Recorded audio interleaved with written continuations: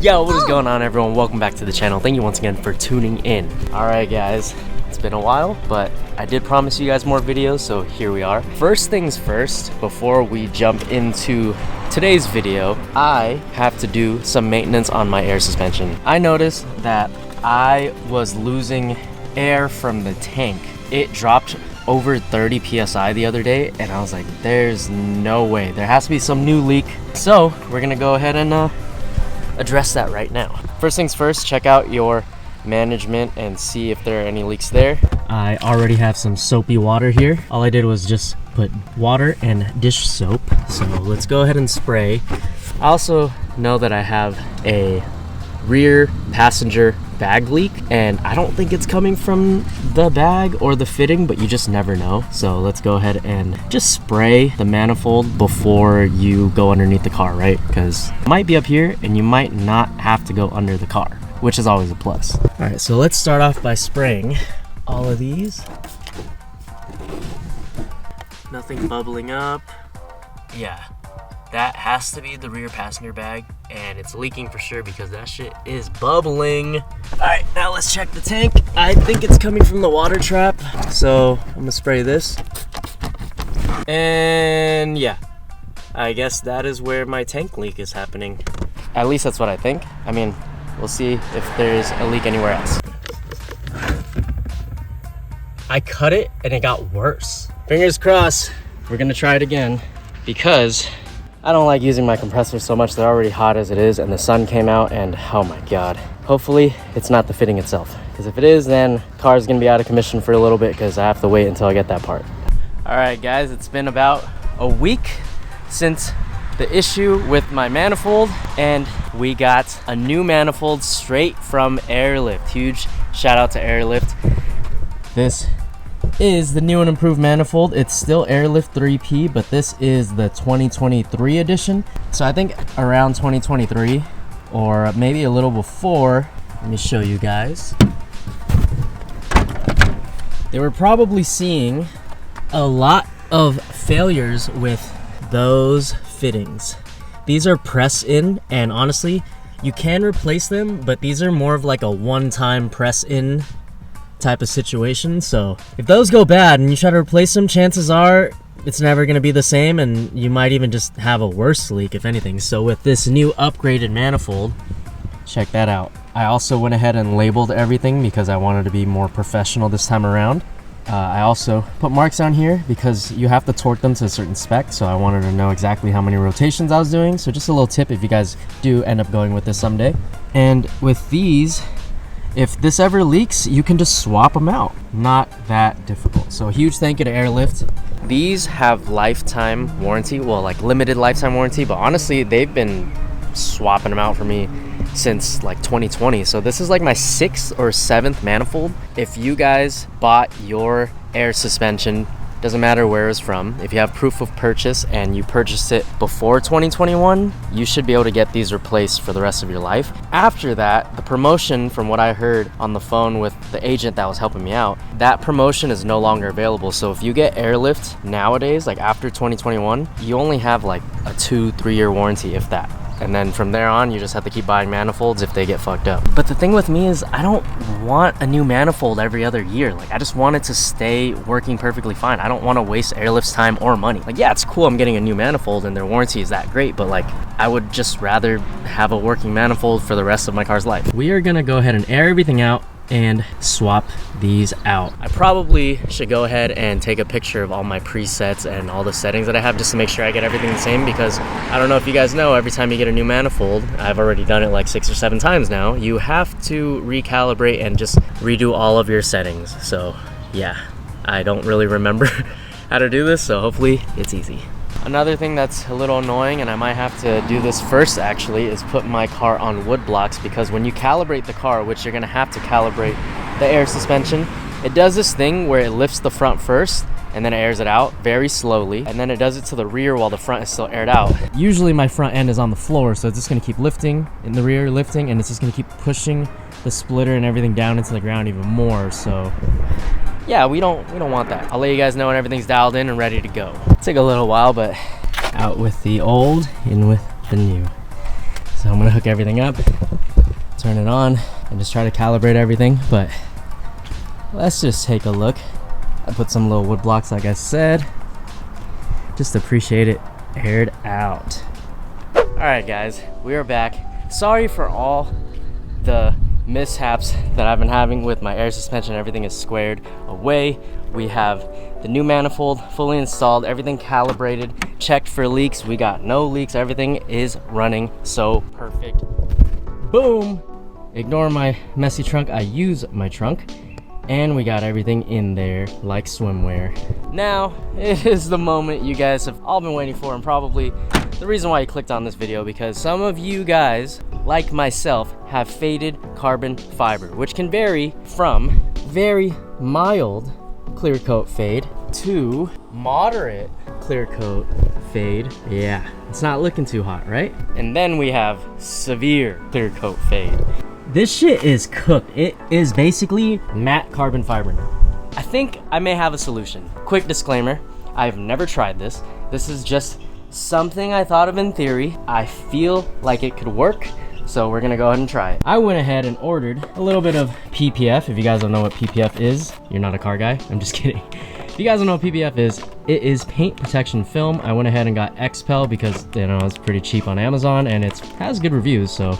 We have slip solution, which is why I did blue. The slip solution is a little bit of Dawn dishwash soap. I think they prefer Johnson baby shampoo, but I didn't have that and I don't want to buy it. So I went ahead and used what I had around the house. Dawn dishwasher soap and water. I think I used about 3 to 4 drops per 32 ounces of water. Then we have the red here, which is the TAC solution, which is half water, distilled water or filtered water, and the rest of the other half is 70% alcohol. And then we have Kirkland water. This is for me. So if you guys aren't familiar with PPF, it's applied almost like tint. So it's not like wrap. If you try to apply this like wrap, that shit's gonna get wrinkled. You're gonna get screwed over. So I had to watch a few videos. I still haven't tackled it yet, but I'm gonna try. The slip solution is to allow the film to be able to slip. So if you guys have ever had tint installed, you would know that when they put on the slip solution, it's like kind of soapy, and that's what lets the film kind of move around. So then you can cut it, or you can see how you want it to fit before you fully tack it on there. And then that's where the tack solution comes in. Tack solution is to fully cure it, unless you just want to do the traditional route of squeegeeing all the soap out and get it to stick. But with this, the reason why you need tack solution is because, let's say I was trying to PPF this, right? If we just sprayed slip solution all over, it's gonna slip around. I'm not gonna be able to get it to adhere, and then I'm not gonna be able to cut, right? So what you would do is spray some tack solution on the corners and it'll stick there, but it won't fully bond. It's just gonna have it adhere so that you can move it around and squeegee out the wrinkles, and then from there you can go ahead and try to apply it perfectly. Like I said, all of this in theory sounds like it could work. It also sounds easier said than done. So I'm gonna try it, and the reason why I wanted to tackle this over trying to re-clear coat the splitter is, 1, I don't want to remove the splitter, that's how lazy I am. 2, I don't want to pay a shop to clear coat this, because I might as well pay a shop to fix the whole bumper, respray it, and then clear coat it. Not gonna happen for right now. 3, I don't want to clear coat it myself. Yes, I know we have 2K clear coat and I can just cover everything up and spray it, but I don't want to make a huge mess. So this is a cleaner alternative. And the reason why I think it might be easy, especially with it on, is because if you think about it, all I have to do is break it up into 3 pieces. We have one tiny triangle right here, this spot right here, and then another triangle right there. And it's all flat, so in hindsight, this should be easy, but nothing is easy until it's done. Without further ado, let's try to PPF this. This is clear PPF, so this should give the appearance of clear coat on top of this matte carbon fiber that's been cooked.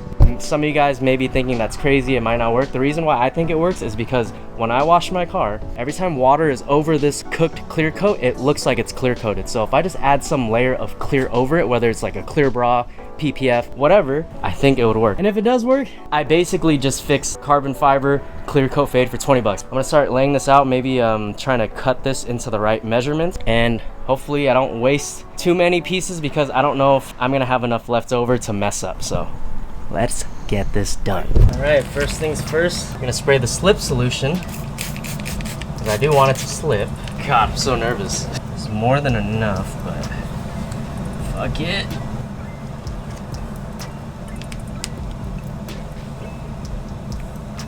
Oh, this is sick. It's actually slipping.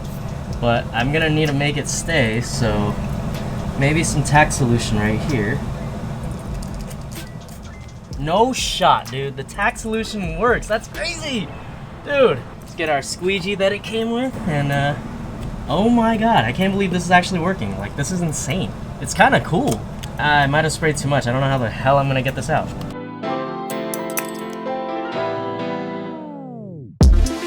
Battling this for 30 minutes. I got one corner. It's decent, but honestly, PPF is a bitch to work with. You think it's gonna be easy? Nope. Obviously, the texture is not the greatest, but also it's not like I sanded it down, but you can see compared to there, we have got the gloss back. Obviously, if you guys take it to a professional or you guys do it better than me, it'll come out really good, but we're working with what we've got. I'm gonna try the other corner, and you know what they say. It's always the first time that's the hardest, and then you move on to the other side and you learn from your mistakes from this one. So what I learned from here is that one, PPF is very, very hard to cut. It is so thick. This won't cut it, but we're still gonna try. Don't spray too much of that. It's gonna slip around forever and it's not gonna adhere. Let's go ahead and do the other side. If this stays on for like the next 2 to 3 years, dude, this just solves all of our issues with cooked carbon fiber. After hours of work, I think we got it. It's all right. It's not the craziest, but it works. Check that out. So the reason why you see the edges are like that is because this splitter has like glue for the trim piece that I just put on. So yeah, I just have to adhere that better and it'll cover most of it. Not too shabby. We got clear coat back on the carbon fiber. Like I said, this part is part of the glue and this needs to go in over it more. So it needs to be pushed in like that. I mean, you can go ahead and clear coat it. It's a little bit messy, a little more permanent. This, I could take it off, redo it. Like I said, you guys can take this to a shop and they can PPF just that part, whatever it is that's faded.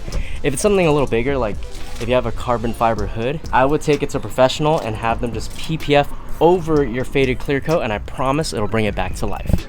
Just being able to see a gloss again is, oh, that is so good. Wow, I'm stoked. Hope you guys like my little fix. I know it's not a crazy video, but it's something I've been meaning to do, and I feel like a lot of people have faded carbon fiber and they're just dreading having to get it fixed or trying to take it to a detail guy hoping that it can get buffed out, but most of the time it can't be buffed out because it just lost the clear coat since it got baked. This is a great alternative because think about it, PPF is already supposed to last 3 to 5 years under the sun anyways, so this is just like a clear coat, honestly, just not permanent. I have been driving the car around and everything is pretty solid. Looks like it has clear coat. Honestly, not that bad.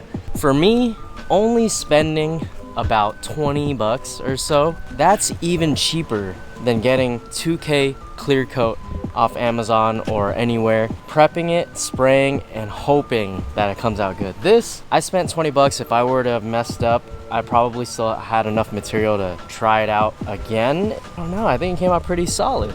And I know I didn't really give you guys a how-to, but I don't really like the idea of doing a how-to video if I don't even really know how to do it, because I just kind of experimented and I had this idea in my head and I was thinking, well, there's no such thing as clear vinyl wrap, but there is clear PPF, which is basically another clear coat on top of your already existing clear coat on your paint. So I was like, what if I just threw that on and it worked? I'm just showing you guys how I did it. You guys can follow it, or you can watch other videos and see on how to do it properly, or even take it to somewhere professional. Still not the greatest job in the world. Definitely could be done better by a professional, but I'm satisfied with it. I think it's good enough until I actually get the front end professionally fixed and painted. I also wanted to put you guys on this. This is super sick. These cars and other cars in general are notorious for getting some sort of fade. Like on the trims, like right here, this was insanely faded. We're talking like, it almost looked like acid stains, like it was kind of rainbow tie-dye-ish. And look, it is super black and it looks like I either painted it or I wrapped it, right? But I didn't. I use this. I was actually considering buying this whole piece right here. You can find them on eBay OEM for about maybe like 90 bucks. So each side would be like almost 200 bucks for both sides. But dude, this thing is great. I was considering wrapping it and I just tested this on it. This is actually meant for more of like these trims. You see, this is super black again because I put this on. It was burnt and faded. I didn't try to reach every single nook and cranny, but you can see that's how it used to look, and now it's like super black. Even like right here, I left some spots because I was a little lazy, but I wanted to show you guys the contrast between the two. Like, holy shit, 9-day difference. This product I just stumbled across on the internet. It comes with 10 wipes. I've only used, I think, 2 wipes, one for my car, one for my dad's car, and this is supposed to last like 200 washes before you have to put this on again, and I hardly wash my car anyway, so that shit's gonna last forever. You know what? I might have actually just did my dad's with 1 pad and my car with 1 pad, and I was just kind of lazy with his car because I'm gonna redo it, but you see I left some spots because we didn't wash his car prior. I did my car because I had washed it. For his, I didn't wash it, and I just wanted to test it out, and dude, it looks so good. Look at the spots I missed. That's how it normally looks. Super burnt and faded, and now over here it's all black. So I'm gonna put you guys on. This is in the link in the description below. Check out my Amazon storefront. I have a bunch of cool products for your garage that you should just always keep. And that's pretty much it. Thank you guys for sticking to the end. I actually wanted to end this video by showing you guys what I use to make YouTube videos. First things first, you're gonna need what you want your channel to be about. I did mine about my car because I wanted to document this car. You know, I didn't think it would get as far as it did. I was just gonna do a little tiny body kit, wheels, lower it, call it a day, and it became something even more. I know it's just a car, but it presented me with so many opportunities, and I met so many cool people from it. So for those of you that didn't know, I actually film all my videos on my iPhone 13 Pro. That's it. I also use this Joby Gorilla Pod. I've been using this for years. This is my second one, so these last forever. I got a second one because I thought I lost the first one, but ended up finding it, so I have 2. And I currently have it on, but I'll take it off right now. I am using a Rode microphone for the iPhone. I know people like to edit on Final Cut Pro because most of them have a MacBook. I personally prefer Adobe Premiere Pro. I don't know, I just found it appealing. But you just kind of have to find what works for you. It doesn't matter about the editing software. I think what matters the most is export settings. And I personally film everything in 1080p. Yes, I can film in 4K. I have a powerful enough computer to be able to handle all that and be able to edit smoothly, but for me, I like 1080p. It's simple, there's nothing wrong with it. There's been so many people who ask me what I use to film, and it's literally just my phone. You kind of just have to go ahead and try it. Not everyone uses the same thing. I have friends that film with their little handheld cameras, or they have like all this nice equipment, or some of them don't even use the same editing software, so it's just all personal preference. But if you guys made it to the end, thank you so much. Don't forget to like, comment, share, and subscribe, and I will catch you in the next video. And don't forget, it's always better to look good than to feel good. Oh, later.